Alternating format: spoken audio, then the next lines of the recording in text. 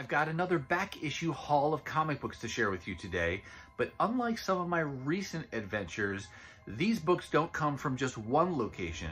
They come from like 4 or 5 different stores and even a local show. Check it out.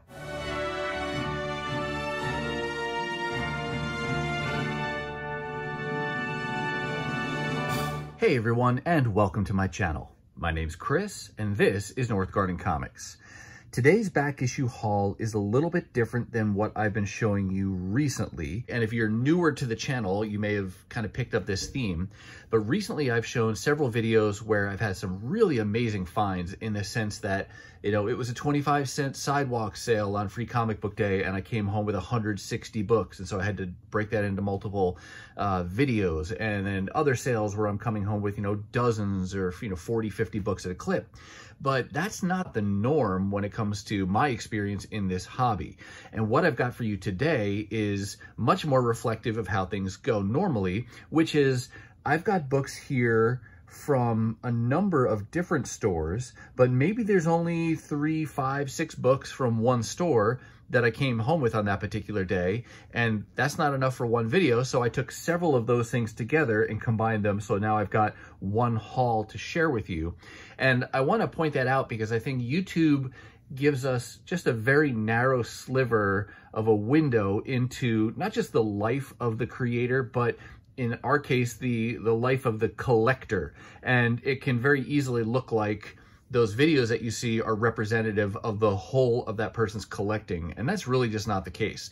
You know, I do have some amazing finds. I don't want to downplay those, but on a week-to-week basis, I don't always get out to a comic book store every week, but when I do, maybe I'm diving in the dollar bins, maybe I find 2 or 3 books, and that's it.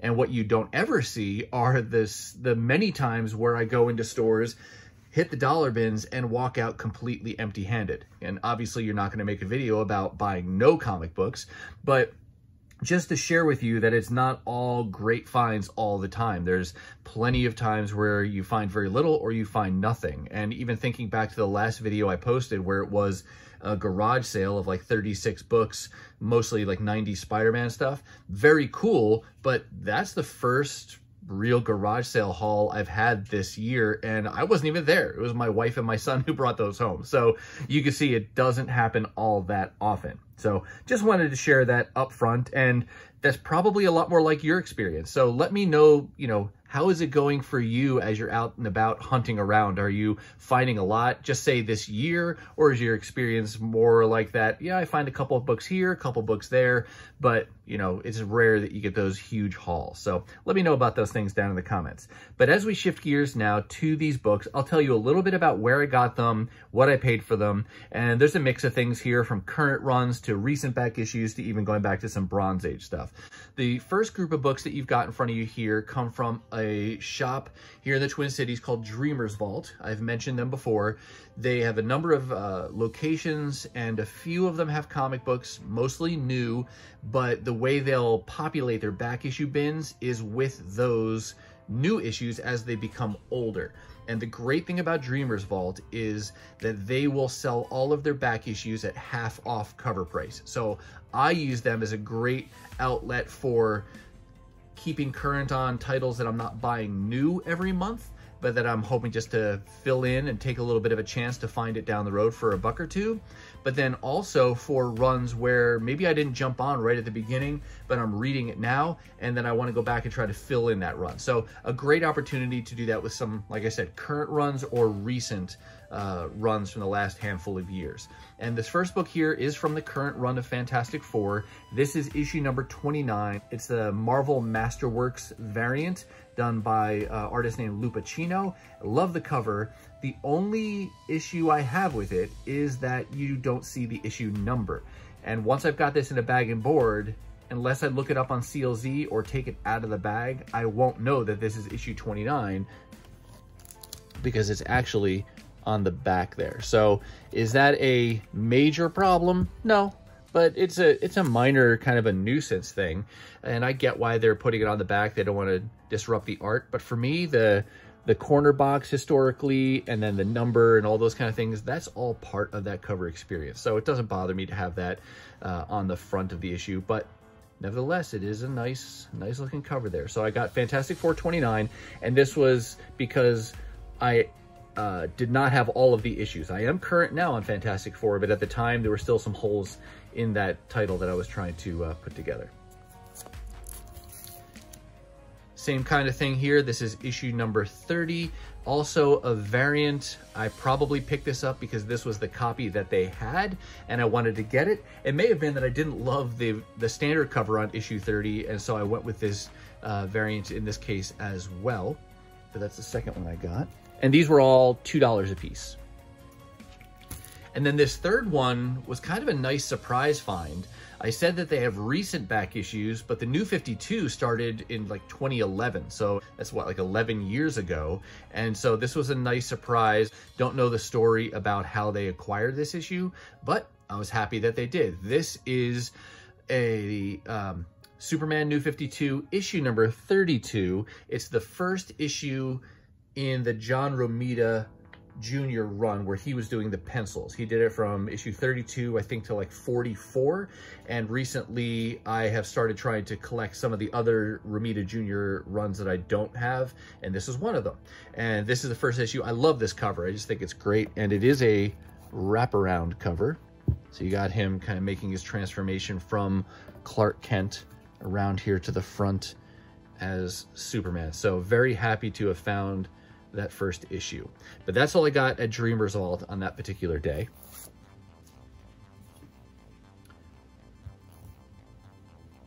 These next few books come from a half-price books location.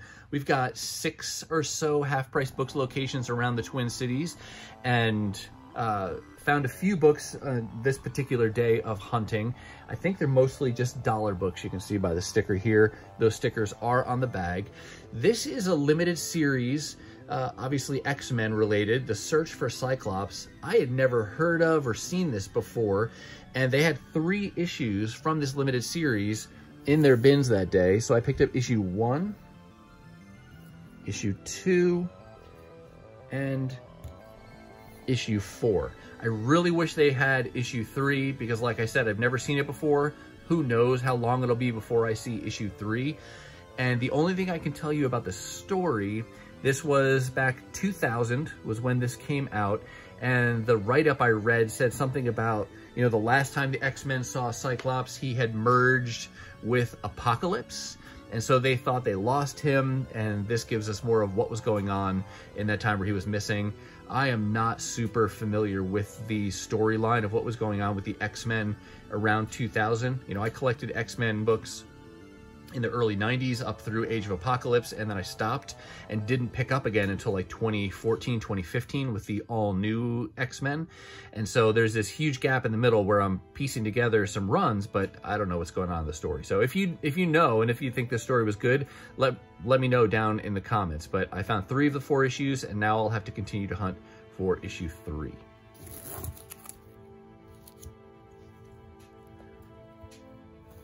Also found this issue of Wildcats.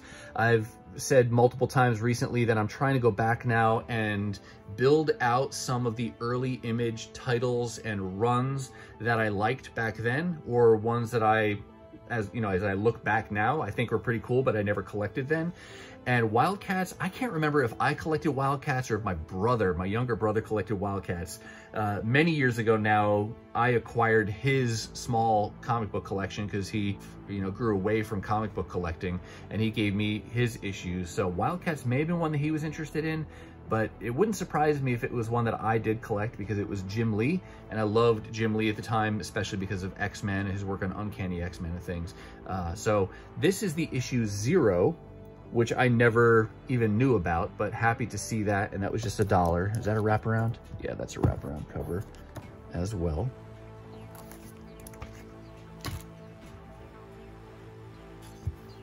Then we move over here back to some DC.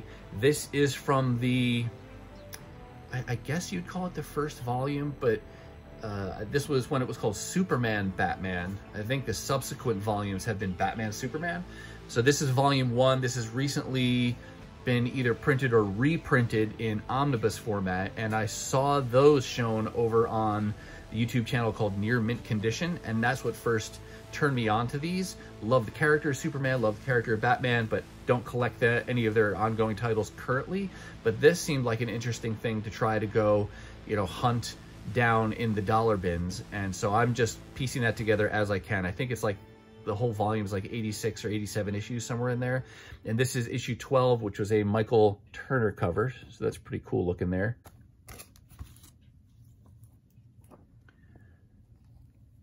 Another issue still at Half Price Books from that John Romita Jr. run of Superman and the New 52. This is issue number 43, the standard cover.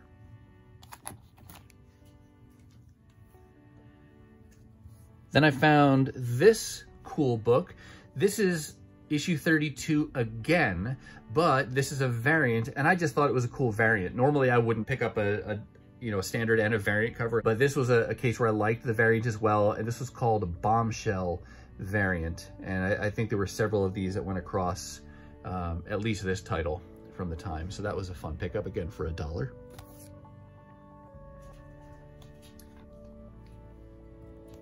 Now we're going to shift gears to a store. This is Pulp Comics and Games, and one of my favorite, no, it is my favorite dollar bin diving hole in Minnesota, and I try to get down there like once a month. And if you've seen any of my past videos where I have dollar bin diving at Pulp Comics and I show you these great hauls, maybe I have 20, 30 books. On this particular day of hunting, I only found 6 books, and you know, I was there for a while. I'm never there for a short period of time, but I only came home with 6 books. And the first 2 are from Marvel Tales. These are issues 83 and 84. And here's where, you know, I try to set myself up for success, and there's not a guarantee that I won't make a mistake. I use the CLZ app on my phone to manage my collection on my wish list, and I had issues 83 and 84 on my wish list, and I looked at them and I couldn't remember why I wanted these issues, why I wanted to collect them. I'm not super familiar with the stories just by looking at the covers, and so I thought there must be some significance. Couldn't figure it out, so I figured err on the side of caution, buy them, they're only $1 a piece, and get them home. Well, it turns out I had put a note on each of these issues in my wish list. I just didn't read it at the time.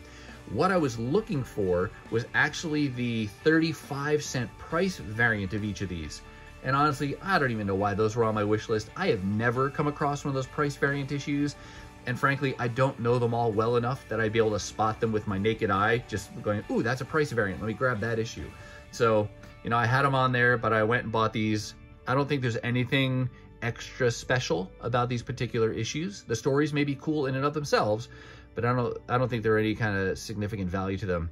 It's the 35-cent price variants that you want, but still cool reprints of some old Spidey stories. So happy to have added those to my collection. Got a Kraven the Hunter story here.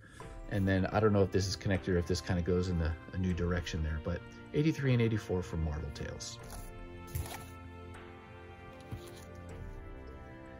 Then I found a few more issues of Peter Parker Spider-Man. This is another volume where I'm trying to get the John Romita Jr. art. He did most of the issues for the first 17 or so issues of this volume. This volume follows the adjective-less Spider-Man volume that started in 1990 with Todd McFarlane. Towards the end of that run, on the cover, they started listing it as Peter Parker Spider-Man, though the inside still never officially changed the title. And then when that volume ended after issue 98, they started right back up again, but the title was officially Peter Parker Spider-Man at that point with the new issue 1. So John Romita Jr. did most of the issues towards the end of the Spider-Man, adjectiveless Spider-Man volume, and then he started out this new run as Peter Parker Spider-Man. So this was 3 more issues that I needed to complete his portion of that volume. And then one last book from Pulp Comics on that particular day.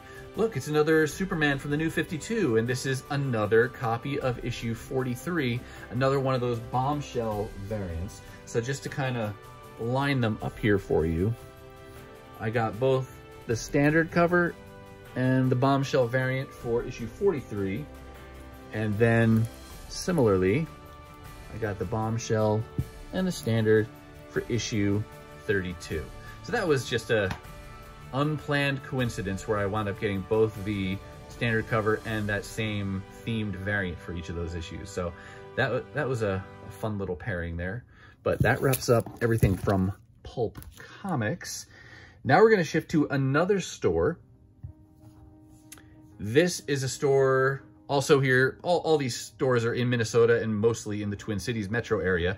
This is Comic Book College, and they recently moved to a new location. Their landlord said, we're taking this whole space and we're going to make it into a new, we're renting it out to somebody else, so you got to move.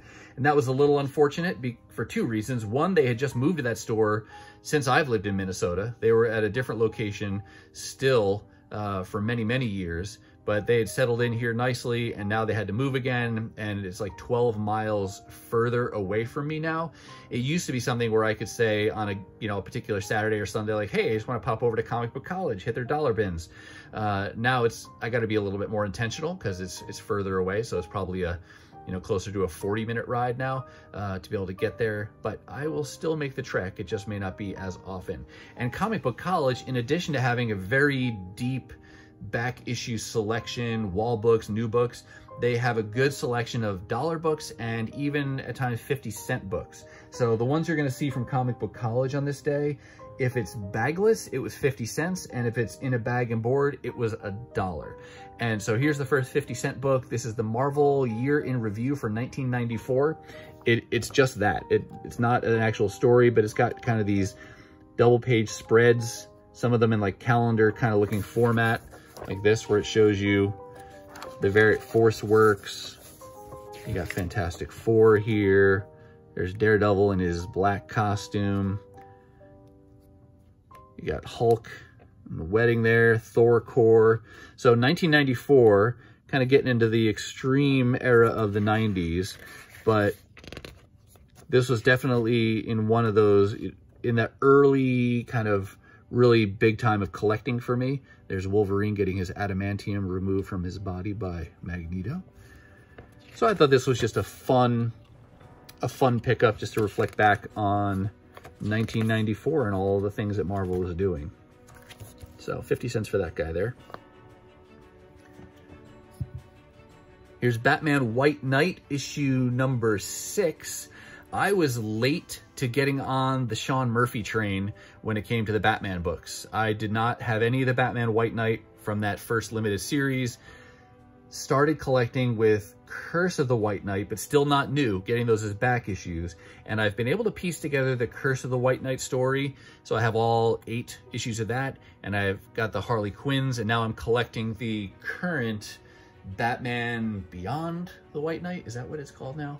But this first one is the hardest to find. This one sold really well, and I rarely see these in dollar bins, but I happened to find one issue. So I think with this one, I'm about halfway there, and that's a great Mr. Freeze cover on that one. So I'll keep chipping away. As I read these, this might be the type of book that'd be an example of something I would buy in an oversized hardcover as well. Like if they collect these together at some point. I really like his artistic approach, and I like the stories. So I'll keep that in mind as we go forward. But for now, I'm continuing to look just for the single issues as I can find them. Got some more Superman New 52. That's one of my favorite covers in the run. I just think it's fantastic. The silhouette of Superman all black, and then just the glowing red eyes. And I'm not sure what he's lifting there, but it looks awfully heavy. But just a great cover. Again, 50 cents there. And then I got this issue 38. That was $1. 39 for 50 cents. 41 for 50 cents. That's a pretty cool looking cover as well. And then 42 for 50 cents. So some more good progress on that run. I'd have to check my wish list to see how close I am as of now, because between these days of hunting as well as others, I might only be down to just 2 or 3 issues I need to have the whole Romita Jr. volume. So that was good progress at Comic Book College that day. And then one last book from Comic Book College, Batman the Detective. This was part 1 of this 6-issue limited series with a great cover by Andy Kubert. And I think I have a poster of this that I got with like my DCBS order, you know, months and months ago, before it was even Batman the Detective. It had a different, it was Batman the Dark Knight, I think was the original title for this, and that's how it was solicited on this little poster. And this may have been the art that was on that poster, and that's what caught my attention and made me want to go looking for this. So haven't gotten any of those issues new, but now, not because of this issue, I think, but since then, because sometimes I show you these books out of order when I got them, but I have since put together that whole limited series, so I'm looking forward to reading that, but was able to get this for $1 on that day at Comic Book College. All right, next we're going to shift over to actually some books I got at a local show. So this was a free to get in local show, and there were, you know, 6, 7, 8 comic dealers at this show. Not a big show, but, you know, multiple had dollar books and things, and you'd think I'd come home with a big stack at a show like that, but even there, I didn't really. I came home, I think, with 5 or 6 books, but the first 3 you're going to see come from another Romita Jr. volume I'm working on, or run that I'm working on. This is Wolverine, I think this is considered Wolverine Volume 3. And he did a run here, you can see 22, 25, 31. So somewhere in the 20s and 30s where he did a run of artwork. And so I figured, why not try to track those down? And again, these were just $1 a piece. So those are the first 3 issues I think I have for his run here. So I've got the balance of that run still to collect. Another $1 book from that show. This is the last Fantastic Four story, Stan Lee, John Romita Jr. I don't know what this story is. I hadn't even ever heard of this book, but happened to see it at the show. And since it was just $1, I figured I'd go ahead and grab it. And then just one last book to show you. This is obviously also Fantastic Four, issue number 26. This is from volume 3 of Fantastic Four. And the art early on in this, we can see Chris Claremont was writing it, and Salvador LaRocca was doing the art. And I like his art style from this time, so I'm going ahead and working on at least that portion of the run. And I think I've mentioned this in other videos too, where there's been certain eras and runs of Fantastic Four that I've wanted to go get, like the John Byrne era that I'm still working on. I'm reading their current volume. I had gone back and collected all the Jonathan Hickman stuff, but it seems to be one of those titles and families that I just continue to expand my wish list, so I want to get more and more and more. So volume 3 is also on that wish list now. And I saw this cover, and I know I hadn't ever really seen it before, but it seemed so familiar. And so I went looking, and I found what this cover makes me think of. And you let me know if, when you see this, if it reminds you of this as well. But check out that Esad Ribic cover from the 2015 Marvel event series Secret Wars, where Doom stole the power of the Beyonders and was God Doom. And he rebuilt, or he pieced together fragments of the multiverse into Battleworld. I actually really liked that event story, and liked Esad Ribic's art throughout. Loved Jonathan Hickman's story. That was kind of the culmination of his years of storytelling that began back in Fantastic Four, and then went through Avengers and New Avengers and came through the Secret War. So great story, and highly recommend it. But these covers definitely have a striking resemblance to one another. So as soon as I saw that, I said, that's familiar looking, and that's what I was thinking of. So that wraps up what I got from that local show. All right, that's gonna do it for me, and that's gonna wrap up this mishmash haul of comic books from a variety of stores and even a local show. But what about you? How has your comic book hunting been going lately? Have you been hitting big scores at stores or sales or shows?